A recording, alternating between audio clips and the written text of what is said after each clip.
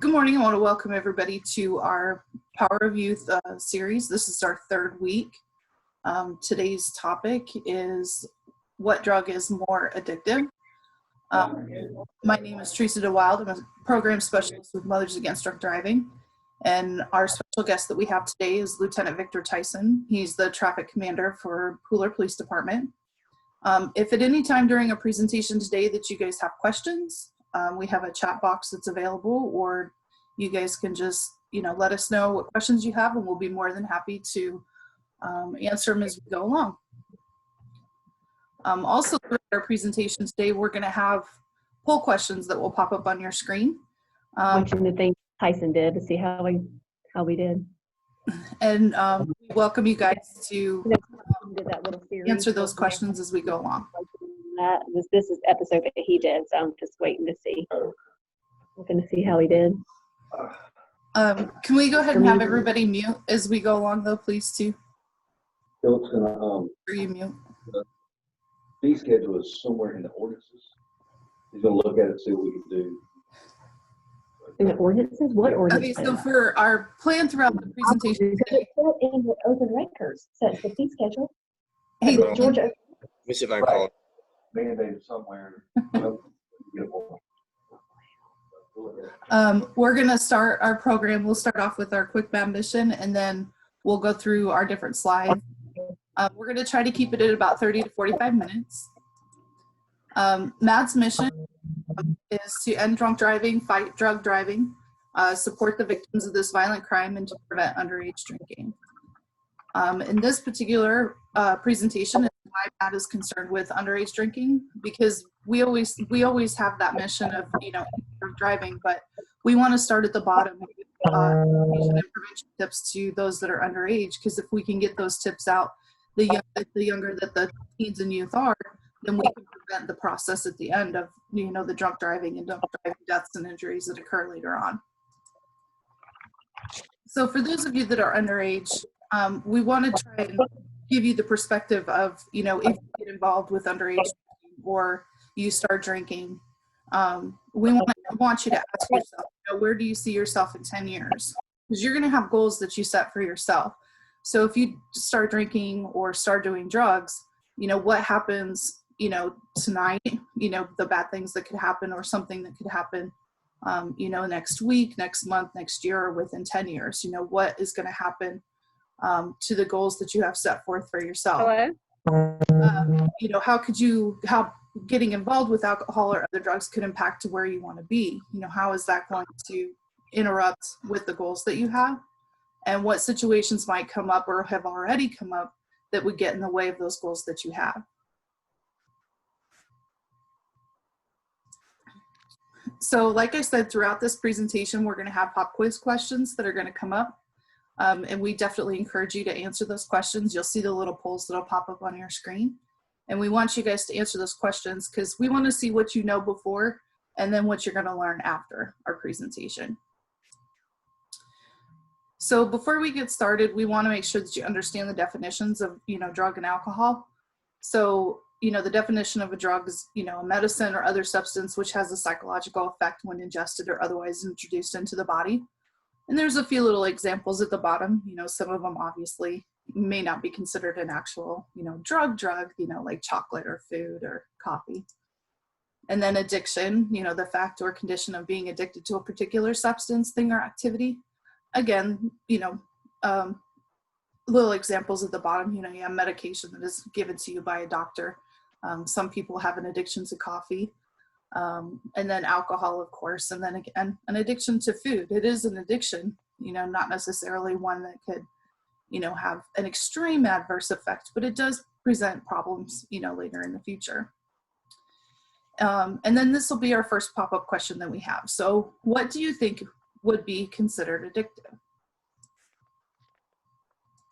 So we have tobacco, caffeine, internet, shopping, working, or chocolate. So we'll do our first poll question.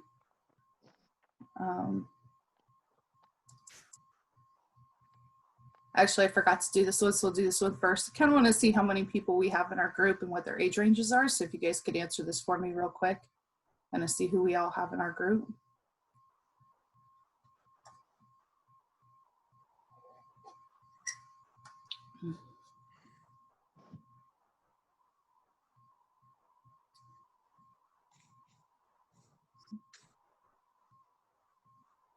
Okay.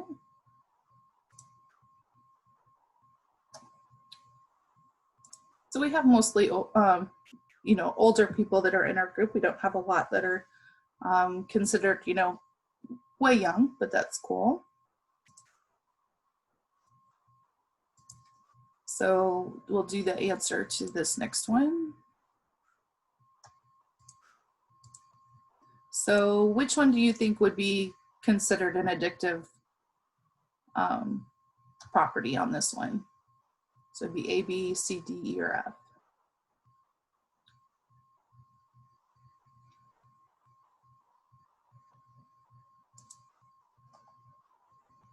Okay.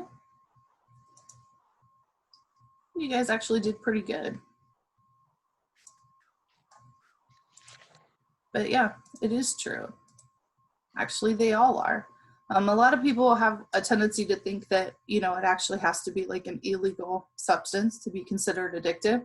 But there are people that have, you know, internet addictions. They'll be on the internet. You know, you start to look up something simple like what to cook for dinner, and then the next thing you know, you're looking at cat videos for the next 6 hours.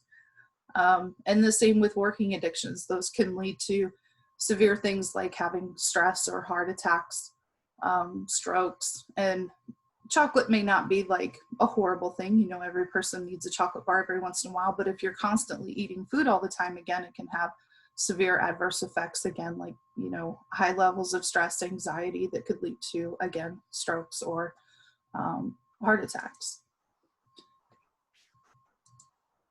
So the next polling question, you know, which drug do you think is the most addictive? Would it be alcohol, marijuana, opioids, or do you think they're all equal? So we'll ask on our next polling question. So which one do you guys think it is?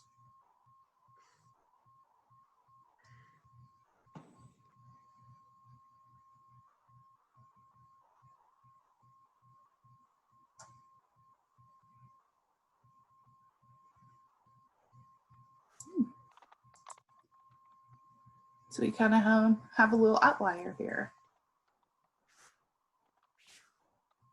So the answer is they're actually all equal. All of these have properties of having someone become addicted to these. So all drugs, legal and illegal, can alter the growing brain and can essentially wire the brain for addiction. So we know more about each individual one of these drugs. You know, back in the past, we actually had doctors that would tell people which brand of cigarettes were better for you, especially with mothers who were pregnant. And it was the same with alcohol in some instances. They would talk about, you know, which ones are better for, you know, people who were pregnant, you know, people that were having stress or anxiety in their lives, you know, which alcohol brands were better for them. But do we really think that we've changed from that stance? I mean, these are actual billboards that we see nowadays. These are ones that you'll see in states that have legalized marijuana. And if you actually read them, like for instance, they have on here, you know, that this particular type of marijuana gives the impression that it will cure you of all your ails. Or like this one, it has do it for the gram with a double entendre of, you know, make sure that you do this because it's better for your grandmother type thing. And it's the same with alcohol too. You know, it makes it look like it's the perfect alcohol for your body. You know, it's the most pure one. It's perfect for you. Or, you know, the most refreshing one that's available. It's the best one for you out there. So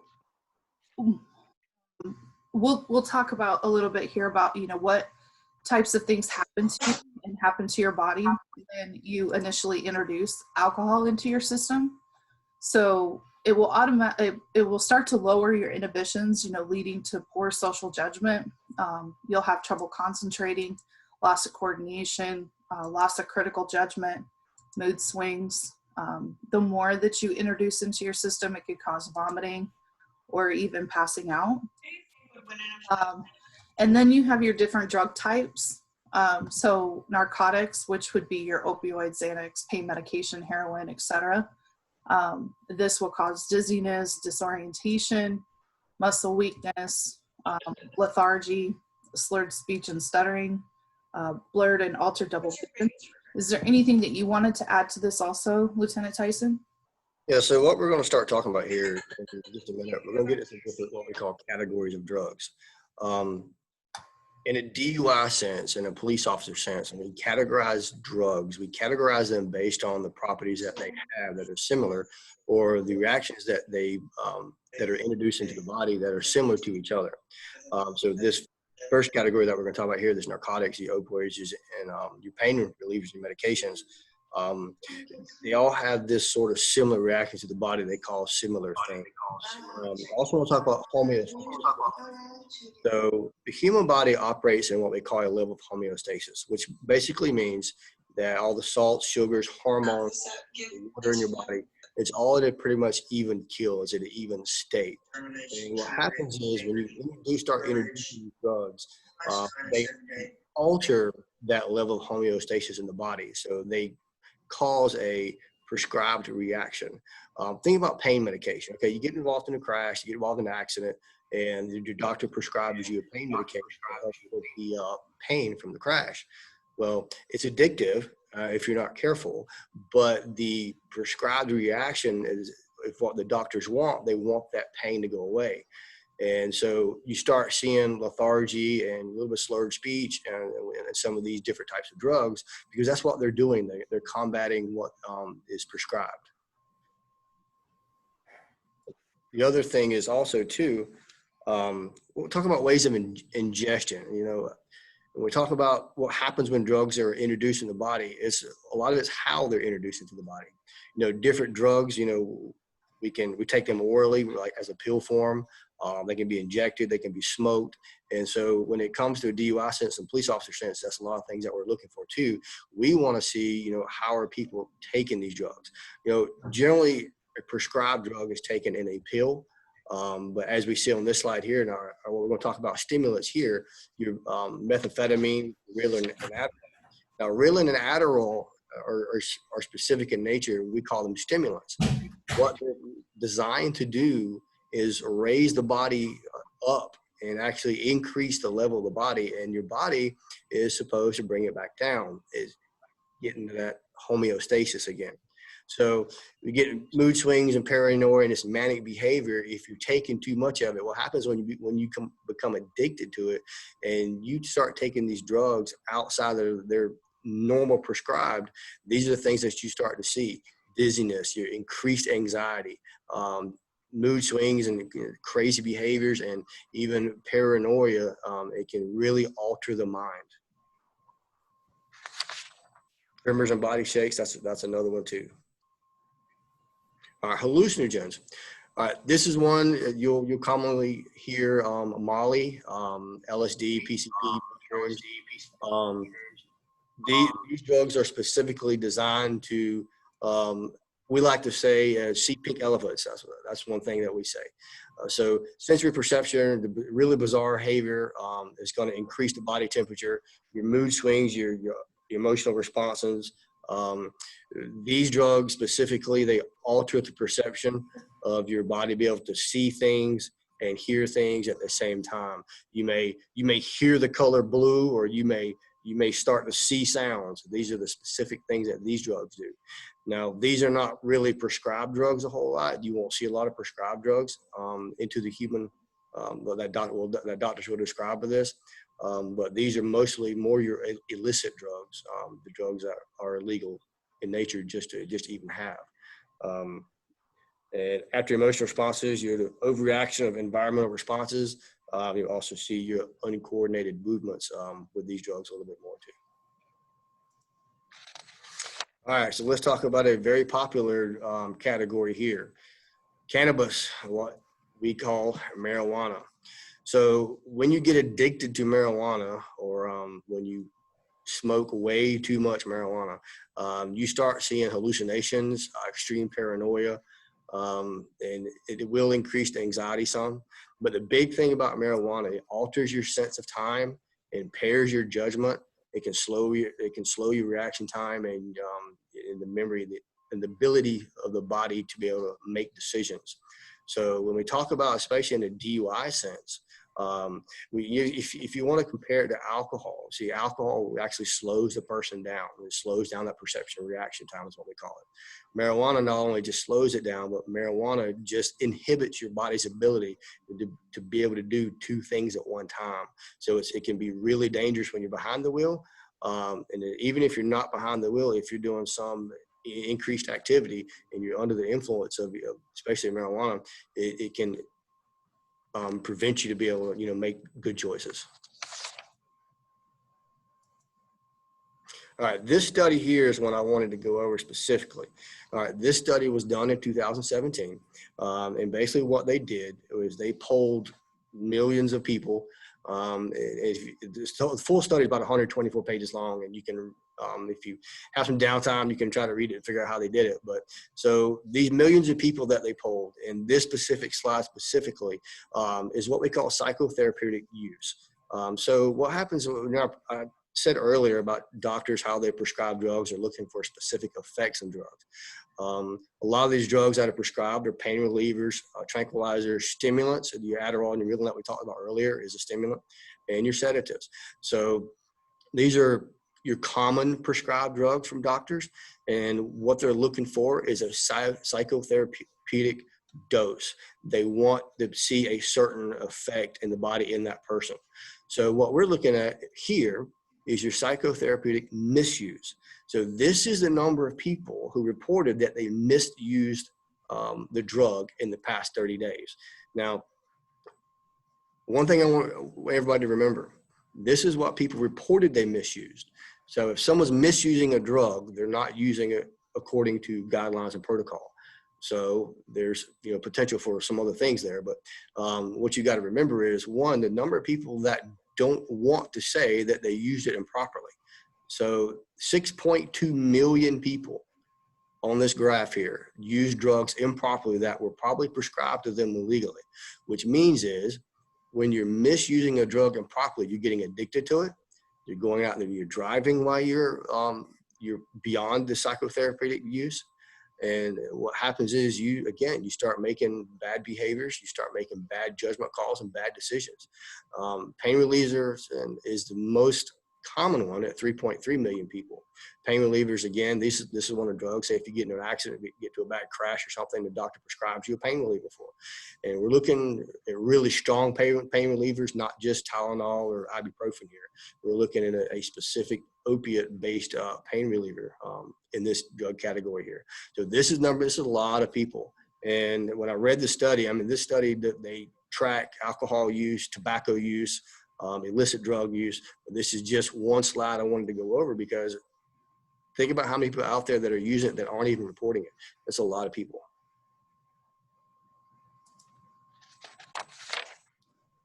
Okay, so we're gonna go over a little bit of stuff here. Like there's a lot of people that when I do teachings that are, out in public, that they're like, oh, well, I know that I'll be able to, I drive better when I'm drunk, or I drive better when I'm high. I can always, fight it if I do have to do a field sobriety test.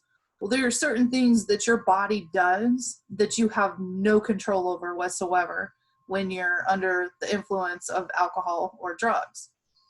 And this is just one little thing that officers look for.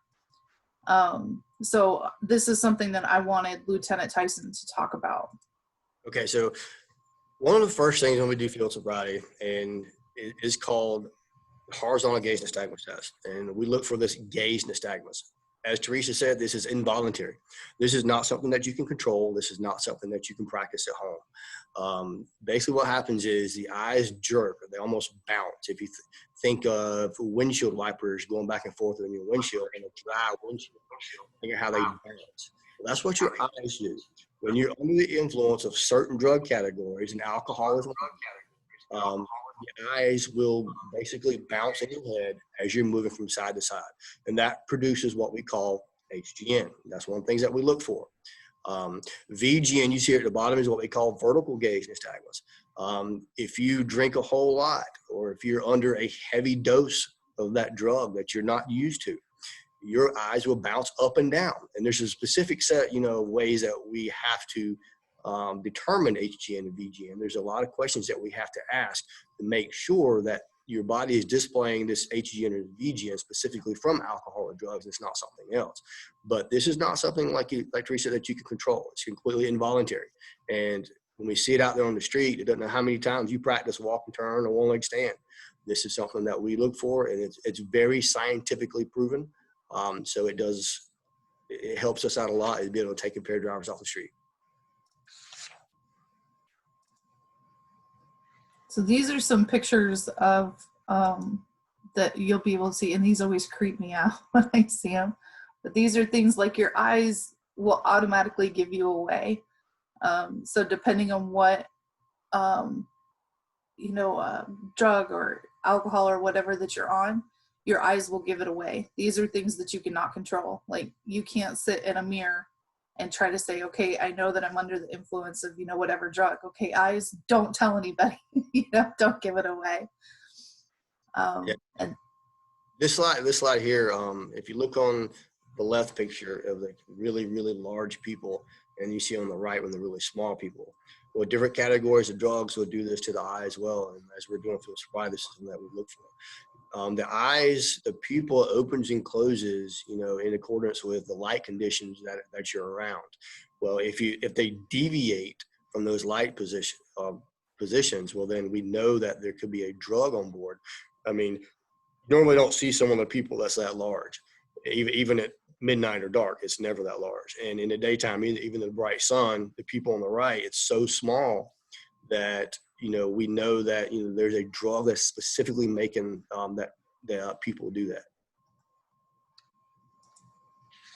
And then here's the video where he was talking about the HGN. So that's just a quick little video. I put T, I put the date on it. That doesn't mean I posted on that day. That's the day that I posted it.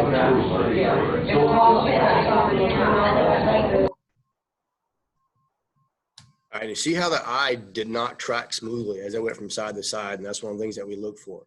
When you're not under the influence, if you're not impaired, your eye will track evenly as it goes side to side. Now, in this case, the eye did not do that. It almost bounced as it was going across, and as the eye got all the way to the corner, you saw it bounce a little bit more, and that's one of the things that we look for that you can't control. Okay, so we got the opportunity to have some kids come out and actually put this stuff into motion for us. We selected some kids between the ages of 12 and 16, and Pooler Police Department was kind enough to let us use some of their equipment. So we let them put on some goggles and see what it was like to be under the influence of some drugs and alcohol, and try to do some of these basic things, like drive the golf carts and do the one-legged stand and stuff like that. So we have some short videos of them doing these particular things. Okay, go. All right, guys. I'm Victor Tyson. I'm one of the Poolers PD's traffic unit. I'm Lieutenant of Traffic Special Operations. What we're going to do today is what we call the DUI Simulator. It's a cold course with a golf cart. What I'm going to do is give you guys a set of goggles. You have 3 sets of goggles that we're going to try on today. One set is going to be a marijuana set, and the other 2 sets are an alcohol set. The marijuana set, I'm going to pass it around. Let you guys kind of try it on, look at it, see how it feels. Try it. It's less than a .06. If you're over the age of 21, the per se limit for alcohol is a .08 in Georgia. This is under .08, actually 0.06 under some alcohols. Now, if you're under 21, the per se limit is a little bit different. Now, this one is the next goggle. This is a .07 to a .10, so we're just at and over the state legal limit if you're over 21 for that side. And Lieutenant Tyson, can you explain, if you're under the age of 21, what is the limit for alcohol intoxication? If you're under the age of 21, the per se limit is a .02. So it's a very, very, very small amount. All right, so what we're going to do today, the goggles that you just tried on, you're going to get on the golf cart, we're going to run the simulation course. It's basically a figure 8 course. You're going to be on the golf cart with one of these other officers out here. You're going to first do the cold course without goggles, so you can navigate it, see how it is, and that kind of thing. Then you're going to try it on with goggles, see the difference. Alcohol and marijuana does several things to your body. It impairs your vision, impairs your ability to think, hand-eye coordination, and everything. So these goggles kind of help simulate everything that goes on. This is really important when you're driving, because when you're under the influence of alcohol or drugs, you can very easily get hurt when you drive. You can hurt yourself, somebody else, and that's what we want. So this kind of gives you a little peek see of what this is like, so we don't do this. All right, so who wants to go first? All right, you can go first. What is your name? Okay, what is your name? Okay, how old are you? Okay, how old are you? Congratulations on being the first one. All right, we'll be back in a second after he gets his goggles on. Yeah, so the 16-year-old is going to be the first one up. So this is the video of him. He'll start off by doing it completely normal, and we're going to have you guys watch him go with no goggles. He's just going to go through the course, and then he'll put on the marijuana goggles next and go through the course again.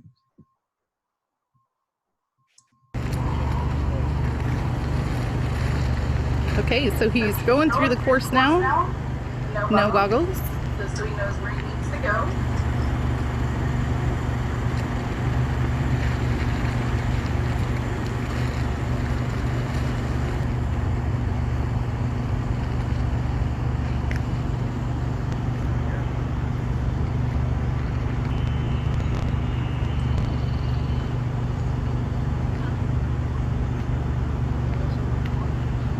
Putting on the goggles for the marijuana intoxication.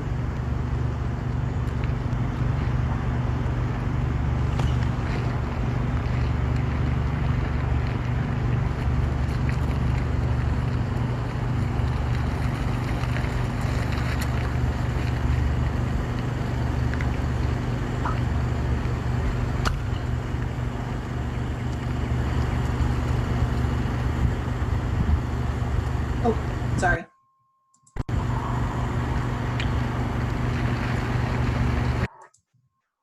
A little close to that one.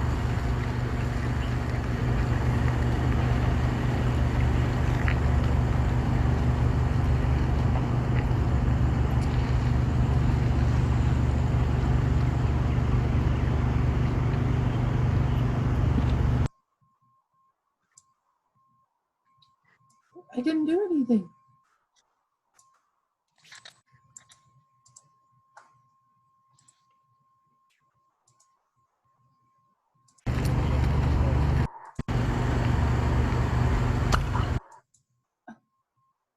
I'm sorry, I'm having a little bit of technical difficulties here.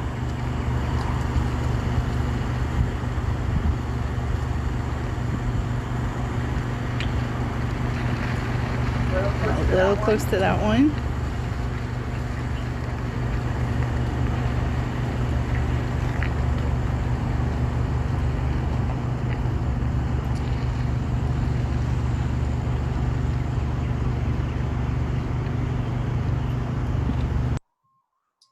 Okay, so how do you guys think that he did? So do you think he passed?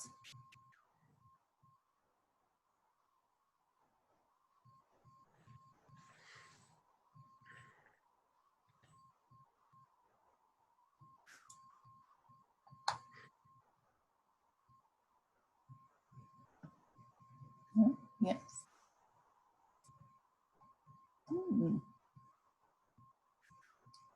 I almost have a split decision on that one.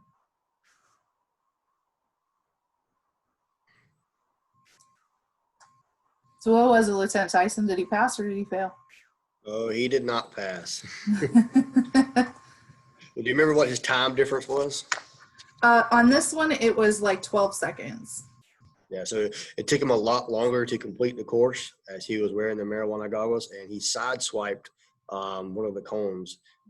He made the course. However, it only takes one person, it only takes one vehicle, and you sideswipe one and you severely hurt somebody. Yeah. Okay, so for this one, I think this was the one where he had the 0.06 to 0.10 on, if I remember correctly.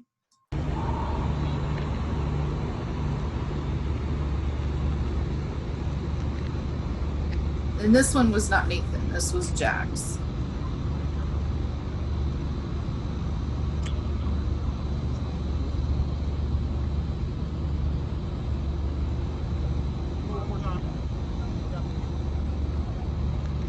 We have Jax go again. Oh. 0.06. Yeah.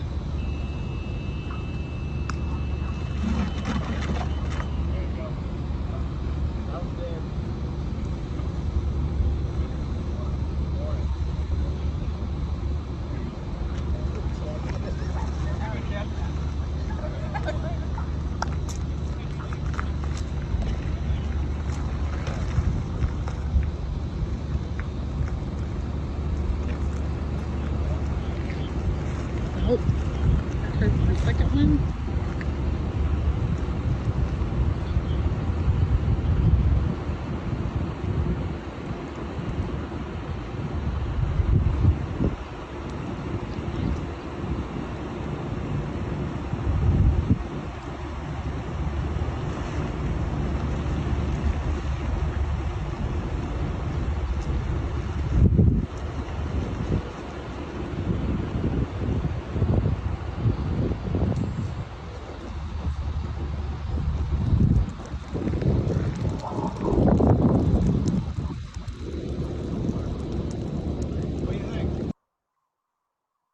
Okay, so what do you guys all think about Jax?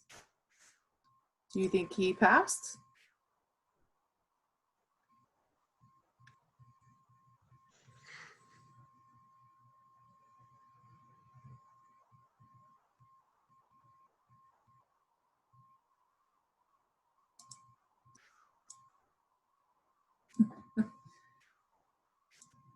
Okay, Lieutenant Tyson.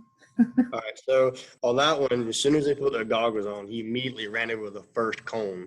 That was a very slow speed. So it took him longer to complete the course. He completely ran over one cone. I think he sideswiped 2 or 3 more that we ended up having to kind of reorganize back on the course. But that just shows you the difference. Even as soon as you're starting out, I mean, as soon as you put the goggles on, that completely smushed a cone there. So that did shows you the effects, and that's alcohol influence there is what that one was. So it shows you the effect that alcohol can have on you. Just one bad decision, that's all it takes. And with Jax too, he did the course twice without the goggles. And as soon as he put the goggles on, he actually increased his time when he went through. Like, he went through a lot faster. But I had to cut the video down to keep it shorter. But yeah, he was like lead foot when he got his goggles on. He went much faster. For the next one, we're gonna do the walk and turn with Riley. Okay, go. Okay, so this guy right here, 0.07 to 0.10. So if you're over the age of 21, what the represent about what you eat at All right, so first of all, you see this line out front of you. All right, what you do, take your left foot and put it on that line right there. So you gotta hit the line. All right? Now take your right foot and put it in front of your left foot, heel to toe. Put your arms on by your sides. Stay just like that. Don't do anything else right now. Understand so far? Now what I tell you to do is take 9 steps, straight line, heel to toe. I want you to watch me, okay? Can you see me? All right. I'm going to demonstrate this for you. You take 9 steps, turn around, take an elbow back, and watch me. Very good. 1, 2, 3, all the way to 9. When you get to 9, leave your front foot planted. You see the small steps, back down if you want. 1, 2, 3, all the way back to 9. Right? When you do it, I want you to look down at your feet. Count your steps out loud. Keep your arms down by your sides. Once you start, do not stop. Do you understand all the instructions? Are you ready? All right, you can begin.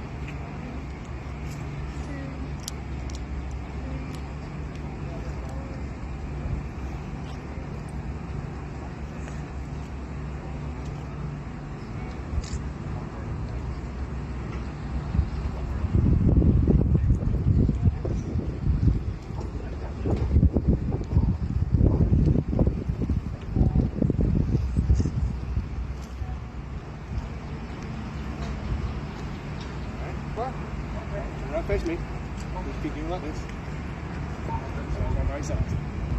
We're going along. Okay, so once again, how do you guys think she did? Do you think she passed?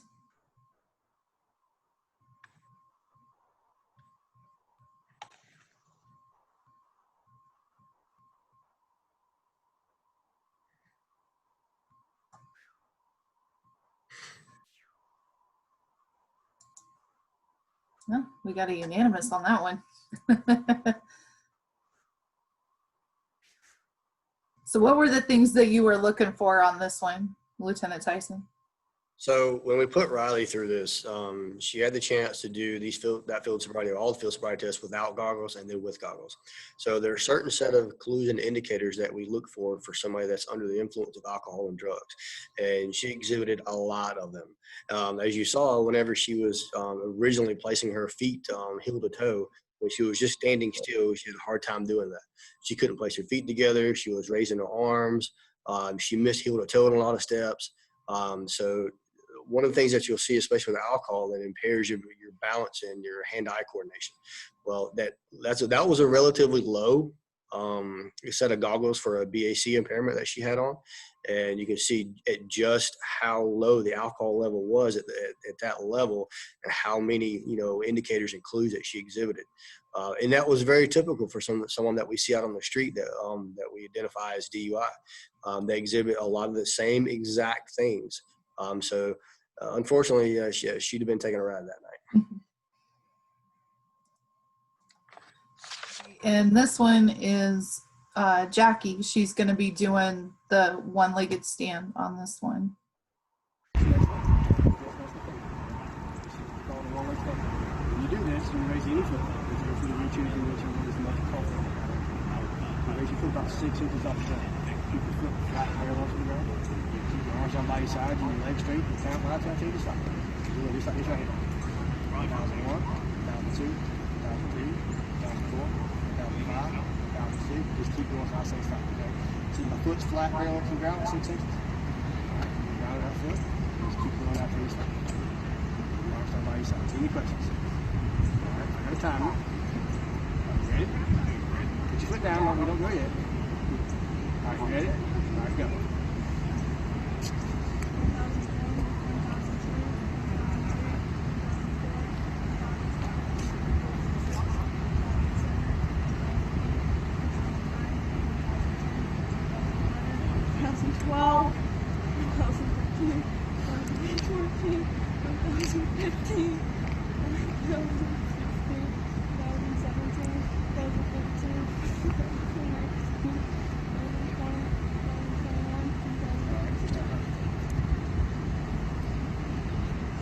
So, take your left, go. Alright, here's what we're going to do. Now we're going to do. Okay, so again, so do you guys think she passed?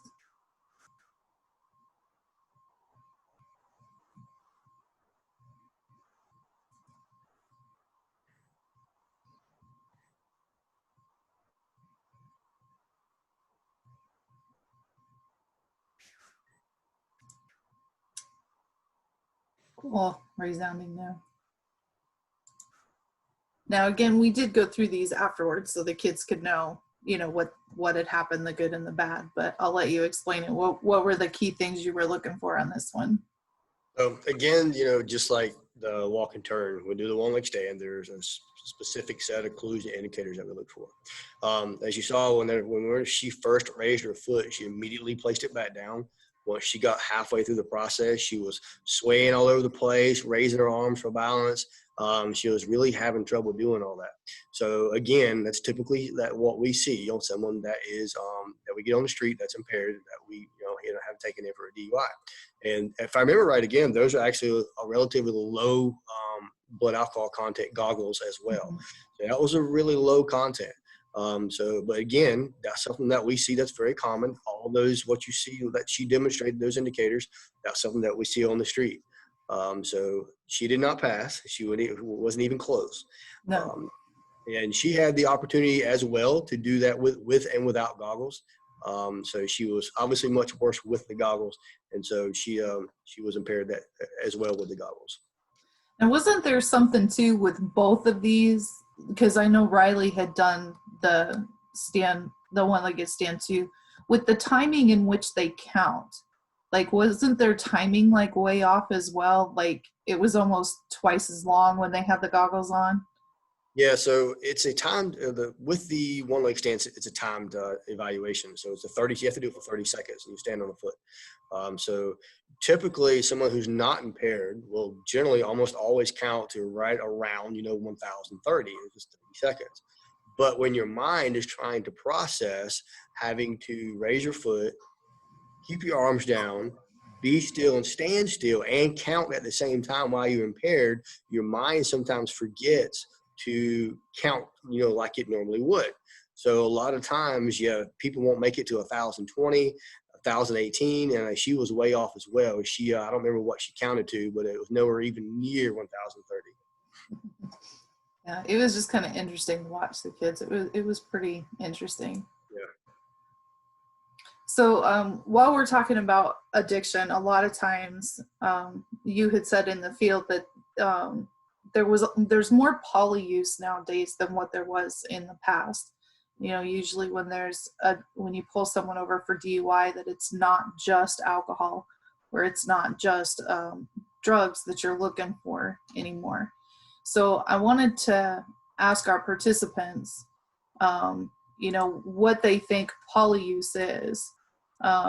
So do they think it's just, alcohol and another drug, or if it's marijuana and PCP, or cocaine and heroin, or if it's, all of the above of these.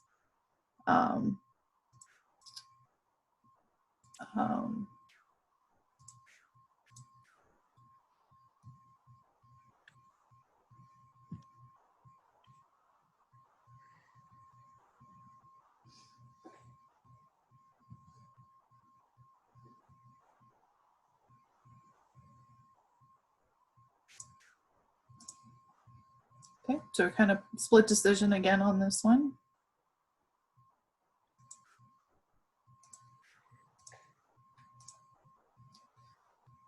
Okay, so it's actually all of the above. And again, I'm going to let you talk on this. You're the drug recognition expert. So what happens is, as a drug recognition expert, one of the things that we're supposed to be able to do, or at least try to do, is determine what category of drug that you're under the influence of. Alcohol is a no-brainer. Alcohol is the easy one.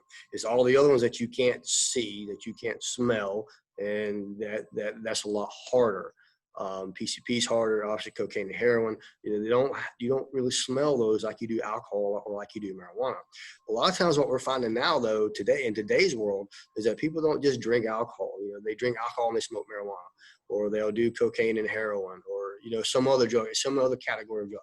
So polydrug use is what we refer to. That is the definition of someone ingesting two or more categories of drugs at the same time. Cocaine and heroin is a popular one because cocaine, drives the body up. Heroin drives the body down. Remember I talked about earlier about how the body operates on what we call that level of homeostasis. If you got one that drives it up and one that drives it down, that kind of keeps the body in that same homeostasis playing field. And you have to look at the duration of effects too. Cocaine is a very short-lived drug in the body. Heroin, it's a very long-lived drug. So someone would take it, get really high, get real up, then they'll take heroin and it brings them back down a little bit. So, but a lot of times, as Teresa said, what we see when we deal with people that are under the influence, usually in this area, in the Savannah area, it's usually alcohol and marijuana is what we see right now. People smoke marijuana, they drink alcohol, it gives them a really good high, a really good feeling, and it also really, really intensifies the effects that alcohol and marijuana have, and it really, really makes for someone who's a lot more under the influence. In other parts of the country, they see different polydrug use. Cocaine and heroin is big, far out west. Hallucinogens mixed with other drug categories is, big far out west. Heroin is also real big up north, and it's mixed with, cocaine and some other uppers as well up there. But you see down at the bottom, it says 41% of all DUI opinions recorded nationally involve poly drug use. So what that's telling you is that almost half of the DUI opinions that we gave, almost half of them were poly drug use. So that tells you how many people are under the influence or under the influence of poly drug use. And it's a lot. Very statistic when you think about it. And that just increases the, the chances of people that have addiction issues. And that's just scary to me. Yes. So we wanted to talk about also, how many teens admit to being a passenger to a drinking driver. We know that with programs like what Matt does now, talking with youth about, drinking and driving, that we know that it works, that a lot of teens really don't drink as much as they used to in the past, which is great. That means that our education is working. And we know that once they do drink, they normally don't drive anymore. But what we're seeing now is issues with, teens getting into vehicles with their friends that have been drinking. So we like to ask this question to see how many people think that, teens get into vehicles with other drinking drivers. So how many of you think, that teens get into a car with another drinking driver? Do you think it's, 1 in 5, 1 in 4, 1 in 3?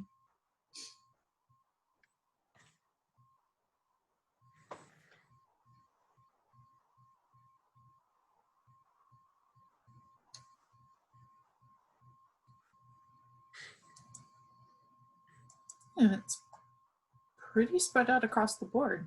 That's pretty cool.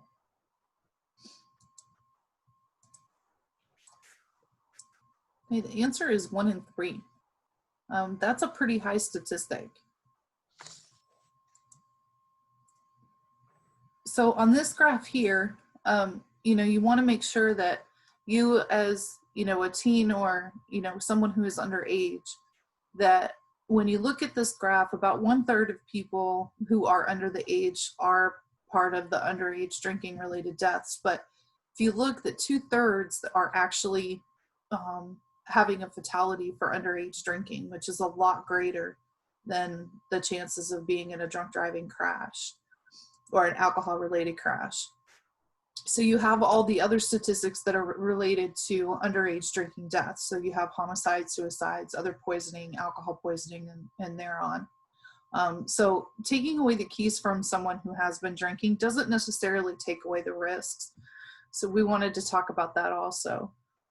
We want to make sure that, just because you're not driving, that it's not going to take away that chance of something else happening. So it's just better not to drink, and definitely not to take any other illegal substances as well.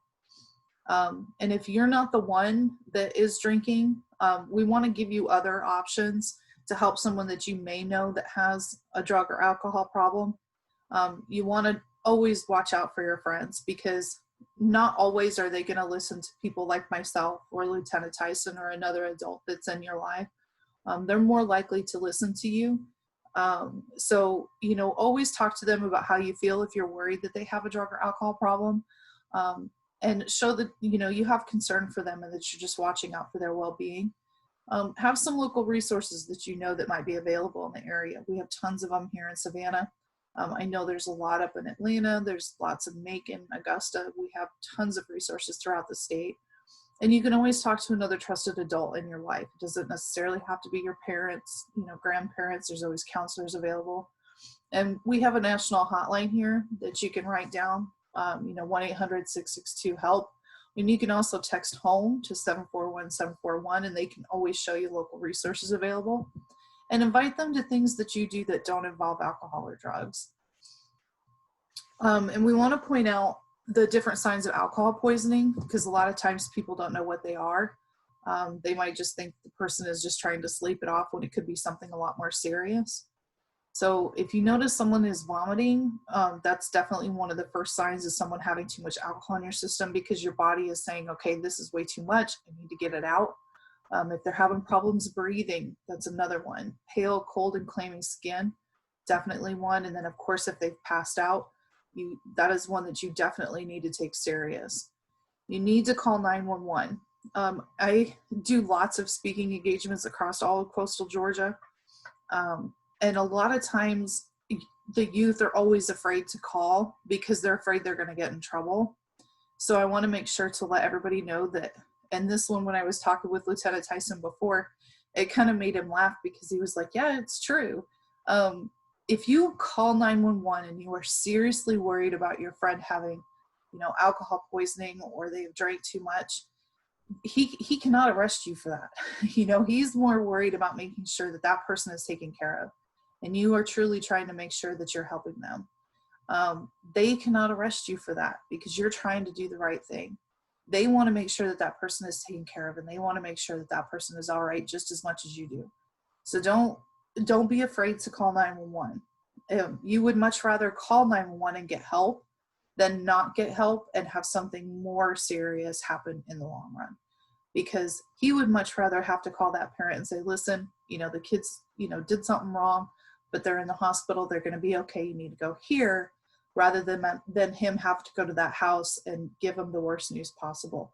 So don't be afraid to make that call, because they're gonna help. Trust me, he's a good guy. He wants to help. On every presentation that we do, we always have a mission moment. We always try to remember someone who's been affected by drugs or alcohol. The story that I chose for this one is about Alexis Jade Schooley. Her story is a tragic one, and it's one that the very first time I ever heard it, I actually had met her mom at an engagement that I did with MAD. Her story happened just outside of Fort Worth, Texas. Her and a bunch of her friends, I think there was a total of 8 total that were part of her story, but they were all between the ages of 16 and 19. And they decided to go have like a girls' weekend. It was a birthday party. And they went and stayed at a trailer just outside of town. But there was a place, like a liquor store that they knew wasn't carding for anybody that wanted to buy alcohol. So throughout the weekend, between Friday and early Sunday morning, the girls had continued to go to the store to buy alcohol. And sometime that Sunday morning, the trailer had caught fire, and there were 6 girls that were at the trailer at the time. And they couldn't get out of the trailer. There was only one that actually escaped from the fire. And the other 5 ended up being trapped inside the trailer, and they all perished in the fire. And like I said, they were all between the ages of 16 and 19 that had passed away. And Alexis was one of those. During the investigation, they found out that one of the other girls that had been staying at the trailer had actually gotten into a drunk driving crash when she had left to go back to that same store to go get more alcohol for that Sunday. They were going to continue drinking that day. And her passenger were injured in a crash on the way back to the trailer that morning. But her mom has become a very strong advocate for MAD. They helped pass a law in the state of Texas to require more harsher penalties for establishments to card everybody between the ages of 7 and 77. That particular store had actually already been cited 5 times for not carding people. So they already knew that they should have been carding people anyway for buying liquor. But it was a very tragic story. And it tied into the slide that we had earlier about you don't always need to be behind the wheel of a car to be affected by underage drinking. Because she almost lost a friend to a drunk driving crash the same time that she lost her life in a fire because of, you know, a whole bunch of people that were under the age and had no idea what was going on because they were all under the influence, because everybody inside of that trailer was literally passed out from alcohol or alcohol poisoning at the time. So as we close out our presentation, I just want everybody to say Alexis in memory of her. So, Alexis. Anybody that wants to get any more information about our program, the Power of Youth program, you can go to our website at mad.org and you can download all this information. A lot of times other youth and even parents want to be able to get more information and know how to start this subject with their youth, or other parents or the youth want to talk to other kids, you know, whether it be in their, you know, their band group or their church or youth groups. You want to start that conversation, and just remember that as youth, you have the ones to make this your voice heard, and you have the power to take a stand. So you can always go online and download this information and help us spread the word. We still have another 6 sessions to go in our program, and we welcome you to come back and come and watch us every Tuesday. And then, of course, if you have any other questions, please let us know. You can contact myself at the information here below, or Lieutenant Tyson said you are more than welcome to give him a call or email him at his email address here too. And he'd be more than happy to answer any questions that you have. So if anybody has anything for us, definitely let us know, and we'll hang on here for a little bit if you guys got questions. I know we gave you like tons of information, so.